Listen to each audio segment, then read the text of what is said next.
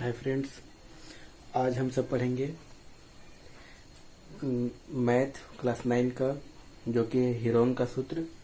तो हीरोन के सूत्र में सबसे पहले ये आता है क्षेत्रमिति के अंतर्गत।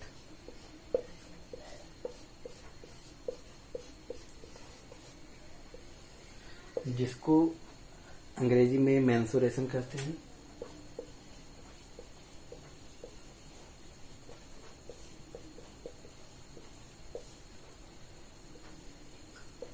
इसी के अंतर्गत हम पढ़ेंगे हीरोन का सूत्र। तो क्षेत्रमिति के अंतर्गत हमें निकालने होते हैं किसी भी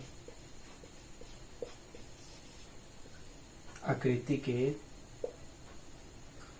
क्षेत्रफल,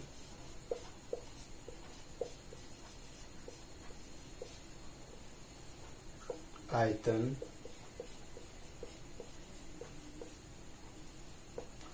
और लंबाई को निकालते हैं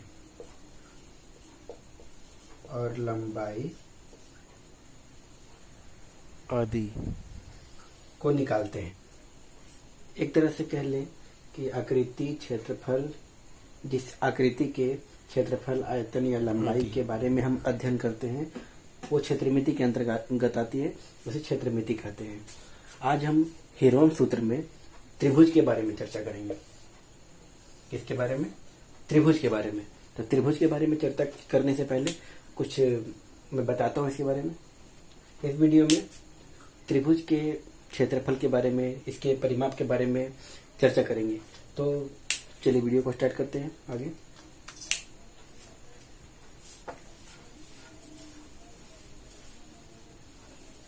तो सबसे पहले हम बात करेंगे त्रिभुज के क्षेत्रफल के बारे में। त्रिभुज का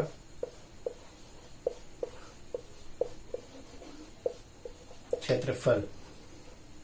तो चलिए इसमें कुछ फिगर्स के आधार पर समझते हैं। एक फिगर ये हो गया जो कि एक समबाहु त्रिभुज है, और एक फिगर ये हो गया जो कि एक समकोण त्रिभुज है। तो इस त्रिभुज में क्या है? ये त्रिभुज में ये क्या हो गया? आधार, और ये क्या हो गया? लंब। तो इसमें क्या करेंगे? एक विकर्ण खींच लेते हैं। ये भी 90 डिग्री का कोण यहाँ बन जाएगा। ये क्या हो गया? लंब, और ये क्या हो गया? आधार। ये लंब और ये आधार। त्रिभुज का क्षेत्रफल क्या होता है? 1/2 गुने आधार गुने ऊंचाई। ये त्रिभुज का क्षेत्रफल होता है। आप इसका भी यही सूत्र से आंसर आ जाएगा। इसको भी निकालने के लिए इसी सूत्र का उपयोग करेंगे, आंसर आ जाएगा। एक त्रिभुज और ले लेते हैं। ये एक त्रिभुज है। तो इस त्रिभुज को निकालने के लिए कुछ करना नहीं होता है। यहाँ एक लंब ले लेते हैं, बाह्य लंब। इसे क्या कहते हैं? बाह्य लंब, जिसे मैं डॉट डॉट से डिनोट कर देता हूँ।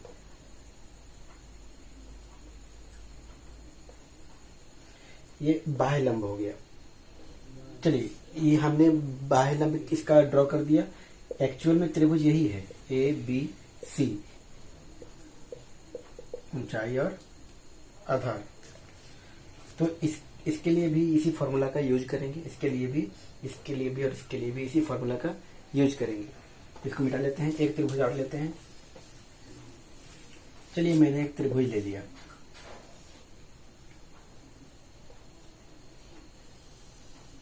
एक त्रिभुज है, इसको डिनोट कर देता हूं, ABC। अब इसका नाम अलग अलग रखते हैं। तो नाम अलग अलग क्या रखना है? ए के सामने वाले भुजा को ए मान लेते हैं, स्मॉल ए। बी के सामने वाले भुजा को स्मॉल बी, और सी के सामने वाले भुजा को स्मॉल सी, ये मान लेते हैं। तो इसको ज्ञात करने के लिए कौन सा सूत्र लगेगा वो बताते हैं। लिखेंगे त्रिभुज की भुजाएं। तो भुजाएं क्या क्या है? स्मॉल ए, स्मॉल बी तथा स्मॉल सी, ये है भुजाएं। अब इसमें एक बात का ध्यान रखना होगा, इसके क्षेत्रफल निकालने से पहले इसका अर्ध परिमाप ज्ञात करेंगे। क्या ज्ञात करेंगे? अर्ध परिमाप।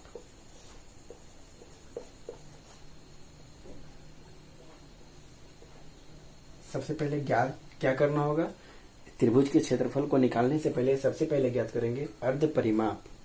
अर्ध परिमाप को हम नोट करते हैं।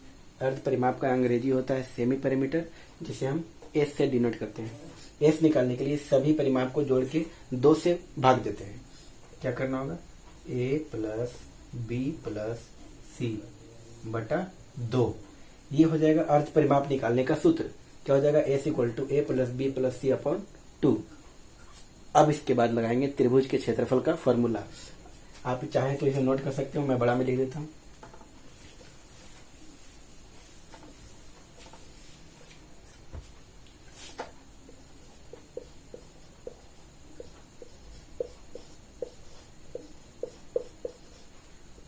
अर्ध परिमाप, जिसे सेमी पेरीमीटर मैंने बताया था, उसे ए से डिनोट करते हैं। तो क्या आ जाएगा इसका, S equal to A plus B plus C by 2। ये हो जाएगा अर्ध परिमाप को निकालने का सूत्र। अब इसके बाद लगाएंगे त्रिभुज का क्षेत्रफल।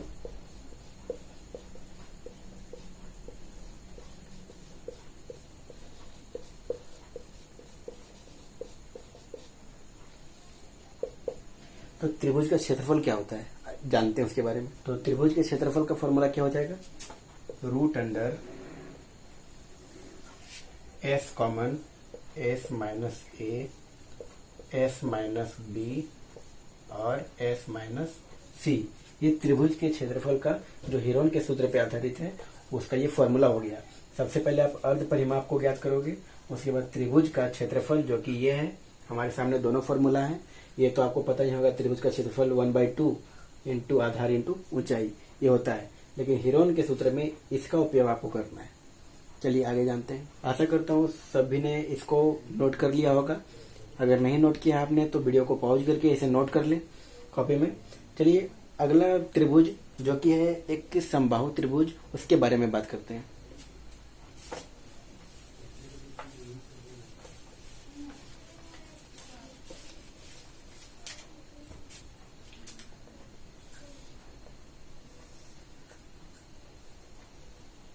समबाहु त्रिभुज के बारे में आप सभी को पता होगा कि समबाहु त्रिभुज के तीनों भुजा आपस में बराबर होते हैं। तो अगर ये ए है तो ये भी ए होगा और ये भी ए होगा। तो समबाहु त्रिभुज के तीनों भुजा आपस में बराबर होते हैं। तो समबाहु त्रिभुज के क्षेत्रफल का सूत्र क्या होगा,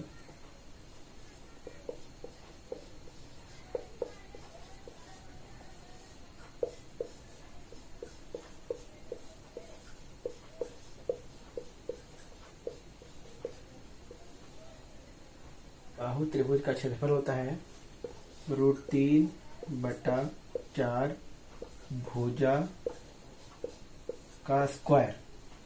अब भुजा मैंने क्या लिया है, ए लिया है, तो क्या हो जाएगा √3/4 ए का स्क्वायर इंटू ए का स्क्वायर, √3/4 इंटू ए का स्क्वायर। ये हो गया समबाहु त्रिभुज का क्षेत्रफल। आप इसे याद कर लो। समबाहु त्रिभुज का क्षेत्रफल होता है √3/4 इंटू ए स्क्वायर। ये समबाहु त्रिभुज का क्षेत्रफल हुआ। अब समबाहु त्रिभुज का परिमाप क्या होता है वो भी ज्ञात करते हैं। ये तो हो गया समबाहु त्रिभुज का परिमाप। समबाहु त्रिभुज का परिमाप, तो भुजा कितने थे वहां, 3 थे, तो क्या हो जाएगा 3 गुने भुजा। क्या हो जाएगा 3 गुने भुजा। बस ये हुआ समबाहु त्रिभुज का परिमाप। समबाहु त्रिभुज का परिमाप 3 इंटू भुजा, इसको 3a भी लिख सकते हैं। ये तो हो गया 2 सूत्र। अब तीसरा सूत्र है समबाहु त्रिभुज के शीर्ष लंब का फॉर्मूला। तो समबाहु त्रिभुज के शीर्ष लंब का फॉर्मूला क्या होता है वो भी देखते हैं।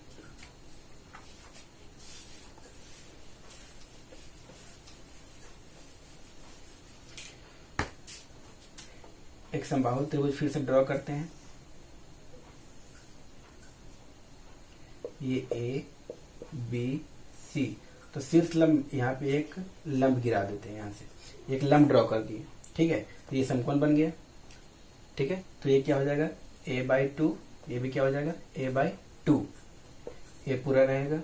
और ये जो लंब मैंने दिया उसको d से डिनोट कर देते हैं, तो AD इक्वल टू क्या हो जाएगा, तो यहाँ पे निकालेंगे AD इक्वल टू क्या हो जाएगा AC square minus CD square. तो क्या हो जाएगा यहाँ AC क्या है, AC है A स्क्वायर माइनस CD, तो CD तो a/2 हो जाएगा, a/2 का होल स्क्वायर। चलिए ठीक है, अब a स्क्वायर माइनस, इसको सॉल्व करेंगे तो a स्क्वायर बाई 4 आएगा। ठीक है, अब इसका एलसीएम लेंगे, क्या हो जाएगा 4, यहाँ क्या हो जाएगा 4a square minus a square. तो इसको सॉल्व करेंगे तो क्या हो जाएगा, तो इसको करेंगे ऊपर में तो √3a स्क्वायर बाई 4। जब इसे रूट से बाहर निकालेंगे तो क्या होगा √3/2, √3/2 और a, क्योंकि स्क्वायर के साथ ये भी रूट के साथ स्क्वायर भी कट गया, क्योंकि रूट क्या होता है वर्ग होता है, स्क्वायर होता है, तो रूट ये कट गया, ये 3 इसके साथ आ गया और 4 का रूट 2 होता है। ठीक है, और इसको जब 2 को 2 से गुना करेंगे तो 4 ही आएगा, क्योंकि वर्गमूल डबल हो जाता है और ये अपनी जगह पर। इसका मतलब क्या हुआ √3/2 इंटू भुजा। तो ये मैंने समझाया केवल। तो क्या होगा, समबाहु त्रिभुज के शीर्ष लंब का फॉर्मूला होता है √3/2 गुने भुजा, √3/2 गुने भुजा, या फिर √3/2 इंटू a, कुछ भी।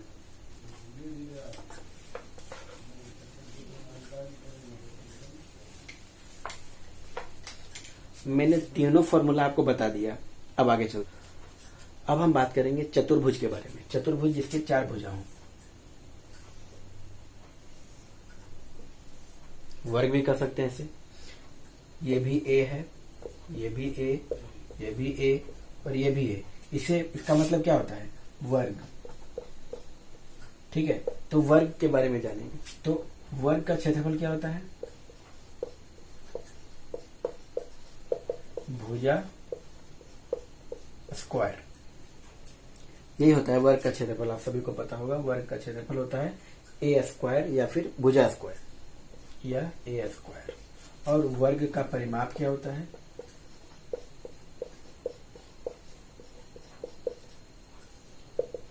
चार गुने भुजा। क्या होता है 4 गुने भुजा इक्वल टू 4a। इसे 4a भी लिख सकते हैं, ये मैंने a स्क्वायर बताया था इसलिए इसे 4a भी लिख सकते हैं। अब आगे वर्ग का विकर्ण। वर्ग का विकर्ण क्या होता है, तो वर्ग का विकर्ण होता है √2 इंटू भुजा। क्या मैं बताया √2 इंटू भुजा। इसे क्या लिख सकते हैं √2a। 3 फॉर्मूला इसमें भी मैंने बताया, a स्क्वायर जिसका क्षेत्रफल है, परिमाप है 4a और विकर्ण है √2a। ये तो वर्ग का हुआ। अब आते हैं आयत में, जो वो भी चतुर्भुज ही है।